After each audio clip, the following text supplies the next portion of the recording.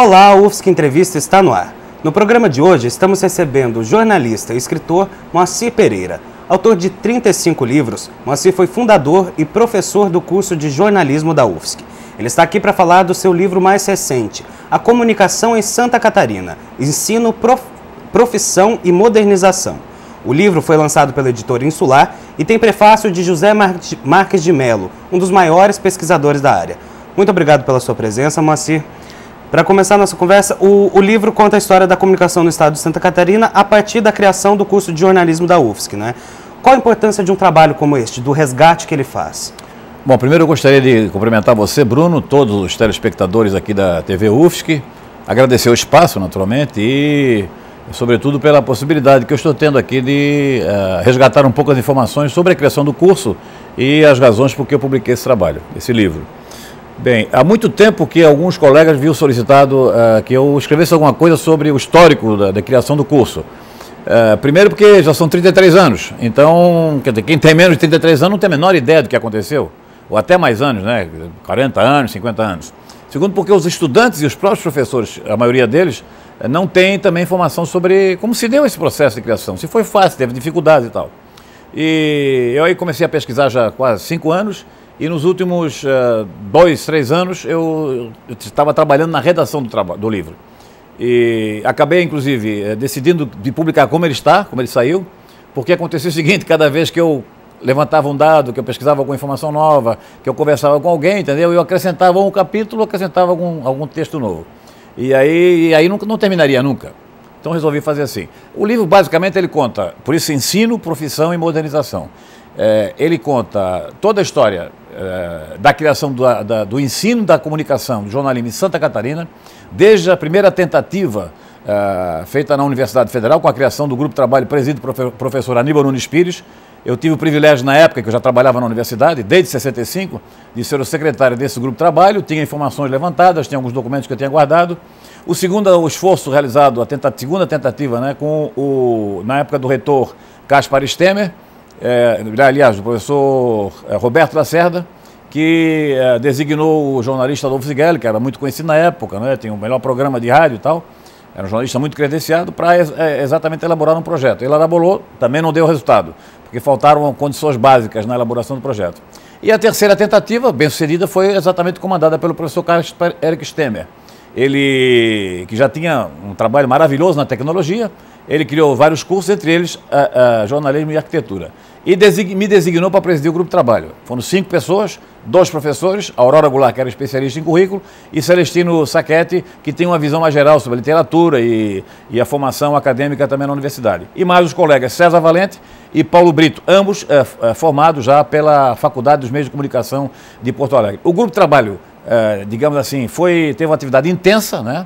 E nós conseguimos, em tempo recorde, elaborar o projeto, né, com estímulo de professores que foram fundamentais, como José Marques de Mello, que me conferiu aí o privilégio do prefácio dessa obra, que já era um colaborador da universidade há muito tempo, né, e era uma das maiores autoridades na área de comunicação e jornalismo no Brasil. E aí o trabalho foi levado à Comissão de Ensino e Pesquisa, sempre com o aval do reitor Caspar Stemer. Na Comissão de Ensino e Pesquisa, o professor Silvio Coelho dos Santos, um saudoso antropólogo, uma das autoridades em antropologia, né, em sociologia jurídica e política em Santa Catarina mais notáveis, também deu um parecer favorável, colaborou decisivamente. O professor Stemer pegou o projeto, levou para Brasília, tinha um grande amigo em Brasília, que era o diretor do Departamento de Ensino Superior, o professor Amadeu Cury, que disse que os militares não queriam o curso, mas que, como o Stemer era uma pessoa credenciada, ele iria então viabilizar a aprovação do curso. Assim o MEC autorizou, o professor Stemer assinou a portaria, criando o curso de jornalismo em 1978. Aproveitando que o senhor chegou a dizer do prefácio escrito pelo José Marques de Mello, nesse prefácio ele define o seu trabalho ora como de um pesquisador documental, ora como de um observador participante. Como foi conciliar essas duas posturas no processo de escrever esse livro? Eu tentei exatamente fazer costura dos dois, entende? Como eu tinha alguns documentos, depois na biblioteca eu pesquisei outros dados, jornais, entendeu? Os próprios documentos oficiais da universidade, que estão inclusive no livro, né? As portarias, as comissões, os relatos e tal, o próprio projeto da criação do curso. E aí eu entrei com o meu depoimento, entendeu? Quer dizer, a minha observação, o meu testemunho como jornalista. Então foi o jornalista e digamos assim, o pesquisador que se juntaram numa única pessoa que se transforma no autor do livro. Então eu acho difícil separar onde é que está o pesquisador, onde é que está o pesquisador está nos documentos, o jornalista está no texto, eu acho, é basicamente isso. Certo. Por que a década de 1970 representa um marco na história da comunicação em Santa Catarina? Eu faço várias abordagens a respeito das mudanças que a comunicação sofreu em Santa Catarina nesse período. E por isso, ensino, profissão. Quer dizer, o ensino foi fundamental para melhorar a qualidade do jornalismo em Santa Catarina. Comunicação é outra a partir da década de 80, sem dúvida nenhuma. 70, 80, né? E terceiro, pela modernização. E a modernização eu focalizo sobre dois aspectos. O primeiro aspecto é decorrente da própria qualificação profissional. E o segundo é das novas ferramentas que surgiram, né? Das novas tecnologias, especialmente da era digital, que exigem um novo tipo de profissional. Eu sou de uma época que você se formava como radialista, você estava pronto para o mercado, era só rádio e acabou. Jornalista, repórter, entendeu? Editor, copydesk, colunista, então estava formado especificamente para aquela área. Hoje não. Quem sair da universidade tem que sair multimídia, tem que saber trabalhar com todas as ferramentas. Tem que saber editar jornal, tem que saber redigir o jornal, tem que saber twittar, tem que saber trabalhar no Facebook, tem que saber como faz um post de um blog, como edita uma imagem no blog, na é verdade? Então ele tem que ter um conhecimento muito amplo sobre todos os meios de comunicação. E, modernamente, o profissional está fazendo tudo isso. Então ele tem que estudar muito, assim, atentamente, tem que ter muita habilidade, tem que ter muito talento e tem que ter muito estudo e domínio das tecnologias para saber, aqui ó, essa informação que eu tenho é uma informação importante, de real interesse público, essa deve ir para o blog, essa deve ir para a rádio. O texto do blog não é o mesmo texto da rádio, é uma linguagem diferente, porque o público é diferente. Da mesma forma para o Twitter, para o Facebook, ou para o jornal, ou um comentário na televisão. Então, realmente a formação tem que ser multimídia e sempre atento ao tipo de linguagem que você vai usar no veículo que você escolheu, não é de acordo exatamente com a abrangência, a profundidade e o interesse daquela sua informação. Por isso, ensino, profissão e modernização. Agora, por que a década de 70 foi fundamental? Por muitos motivos.